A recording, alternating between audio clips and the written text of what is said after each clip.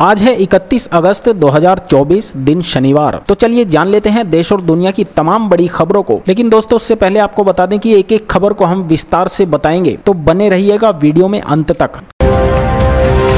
राहुल गांधी की भारत जोड़ो यात्रा पर भड़की मायावती ने इसे बताया गरीबों का उपहास। उत्तर प्रदेश में अपने दरकते जनाधार को फिर से वापस लाने की कोशिशों में बहुजन समाज पार्टी सुप्रीमो मायावती इन दिनों खासी सक्रिय है। मायावती ने इसी क्रम में नीतियों और सियासी मुद्दों को लेकर भारतीय जनता पार्टी की योगी सरकार के साथ विपक्ष में समाजवादी पार्टी और कांग्रेस को भी निशाने पर ले रखा है। मायावती ने हालिया निशान कांग्रेस नेता और लोकसभा में नेता प्रतिपक्ष राहुल गांधी पर साधा है। राहुल गांधी ने 19 अगस्त को नेशनल स्पोर्ट डे पर मार्शल आर्ट एक वीडियो शेयर कर कहा था कि अब भारत जोड़ो यात्रा शुरू होगी। मायावती ने शुक्रवार को एक पोस्ट कर इसे गरीबों का उपहास बता दिया है।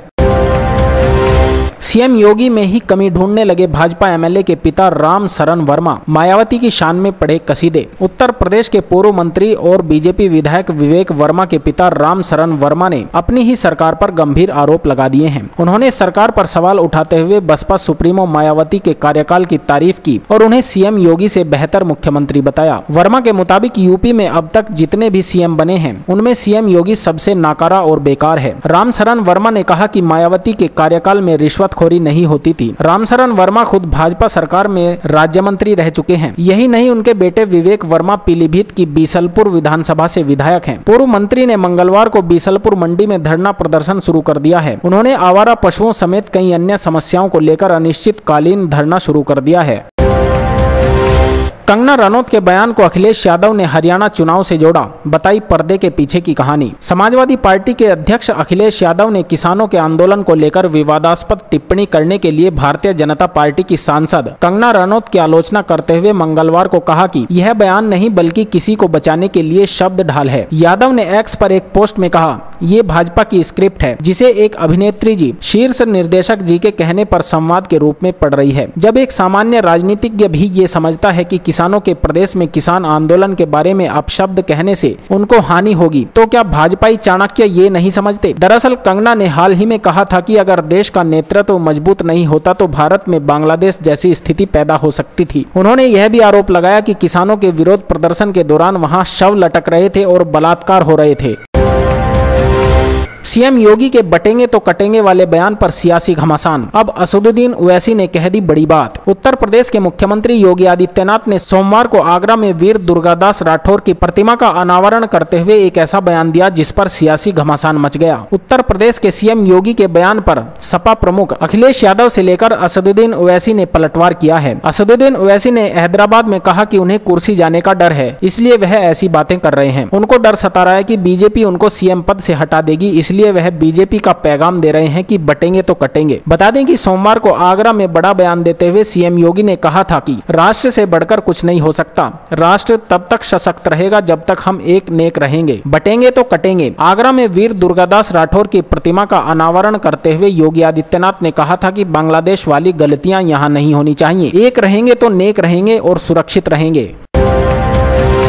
जिले जिले जाकर बांट रहे हैं नौकरी। यूपी उपचुनाव से पहले सीएम योगी आदित्यनाथ तैयार कर रहे हैं चुनावी जमीन। लोकसभा चुनाव में मनचाहे परिणाम न आने के बाद से यूपी के मुख्यमंत्री योगी आदित्यनाथ के लिए जमीन तैयार करने में जुटे हैं। सभी जिलों के जन प्रतिनिधियों से भेंट करने के बाद उन्होंने अब जिलों का दौरा भी शुरू कर दिया है। सियासी जानकार बताते हैं कि सीएम ने विकास, संवाद और साथ के जरिए उपचुनाव को साधने की कोशिश शुरू कर दी है। उन्होंने जिलों में रोजगार मेले के माध्यम से युवाओं को साधने का जरिया बनाया है। अभी तक बीते 17 अगस्त को अंबेडकर नगर, 18 को अयोध्या और 22 अगस्त को मुजफ्फरनगर में योजना मेले का आयोजन किया गया था, जिसके माध्यम से 17,000 से अधिक नियुक्ति पत्र वितरित किए जा चुके हैं। विभाग की माने तो अयोध्या और अंबेडकर नगर में जहां 12,000 से अधिक नियुक्ति पत्र वितरित किए गए हैं, वहीं मुजफ्फरनगर में 15,000 से अधिक रोजगार के अवसर उपलब्ध करवाए गए हैं, जबकि 5,000 से अधिक नियुक्ति पत्र वितरित किए जा चुके हैं।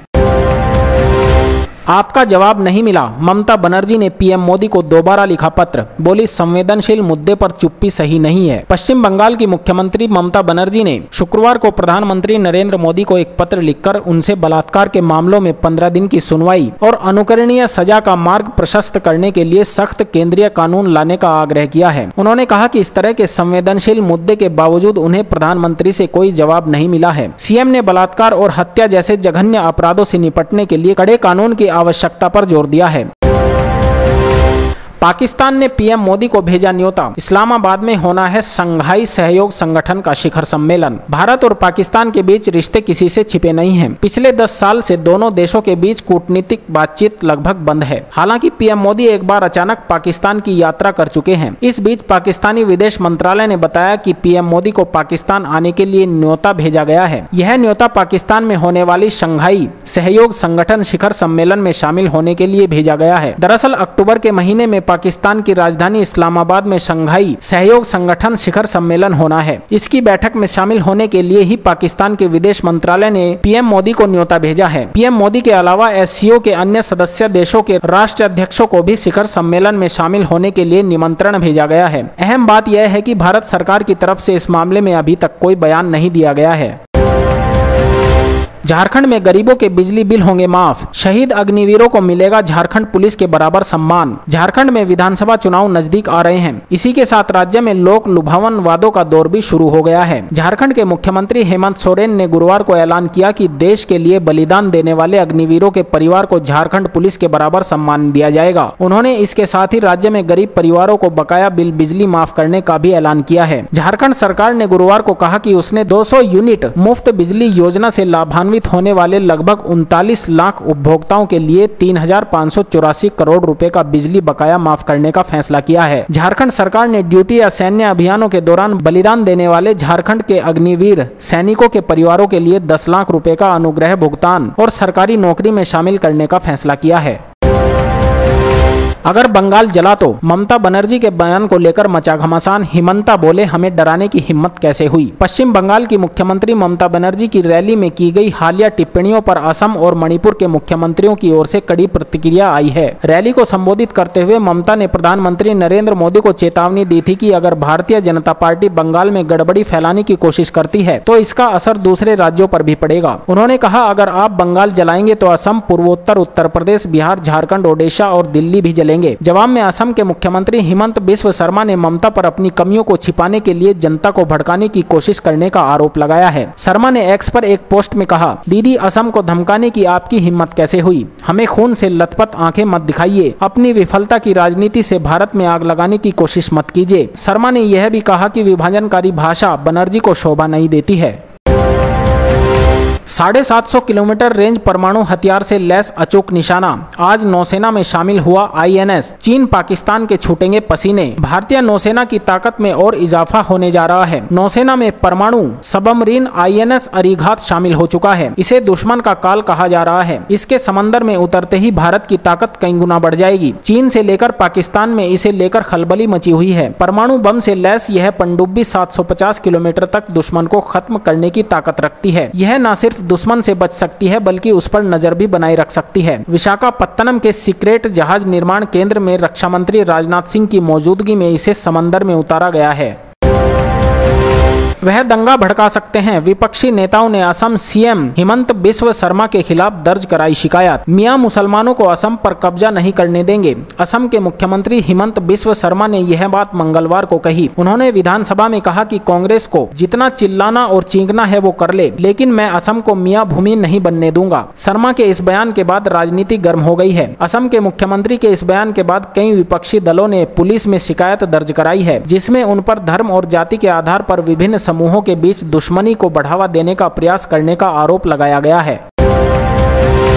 ब्रजभूषण शरण सिंह पहुंचे दिल्ली हाईकोर्ट। दिल्ली पुलिस की एफआईआर और चार्जशीट को किया चैलेंज। पूर्व डब्ल्यूएफआई चीफ और बीजेपी के पूर्व सांसद ब्रजभूषण शरण सिंह ने दिल्ली पुलिस की एफआईआर और उसके आधार पर ट्रायल कोर्ट में चल रही कार्रवाई को चैलेंज करते हुए दिल्ली हाईकोर्ट का रुख किया है। दिल्ली पुलिस ने यह एफआईआर महिला पहलवानों की शिकायत के आधार पर दर्ज कराई थी। ब्रजभूषण शरण सिंह ने कोर्ट में याचिका दायर कर उनके खिलाफ जारी कार्रवाई का विरोध किया है। डब्ल्यूएफआई के पूर्व प्रमुख ने दावा किया कि उन्हें इस मामले में झूठा फंसाया गया है और अभियोजन पक्ष ने जो आरोप लगाए हैं वैसा कोई भी अपराध उन्होंने नहीं किया। ट्रायल कोर्ट ने 21 मई को यौन उत्पीड़न, धमकी और महिलाओं की गरिमा को ठेस पहुंचाने के आरोप तय किए थे। दुनिया में लड़के पैदा होने हो जाएंगे बंद। रिसर्च में दावा, पुरुषों में तेजी से गायब हो रहे हैं वाई क्रोमोसोम्स। वाई गुणसूत्र जो मनुष्यों में पुरुष लिंग का निर्धारण करने में महत्वपूर्ण भूमिका निभाता है, अब वह लुप्त होता जा रहा है। पिछले 300 मिलियन वर्षों में इसने अपने मूल 1438 जीनों में से 1393 खो दिए हैं और केवल 45 जीन बचे हैं। जेनेटिक्स के प्रतिष्ठित प्रोफेसर और वाइस चांसलर के फेलो जेनिफर ए मार्शल ग्रेव के अनुसार वाई क्रोमोसोम का समय समाप्त हो रहा है। यदि यह प्रवृत्ति जारी रही तो वाई गुणसूत्र 11 मिलियन वर्षों के भीतर पूरी तरह से गायब हो जाएगा, जिससे नर संतानों के भविष्य और मानव अस्तित्व के बारे में आशंकाएं बढ़ जाएंगी।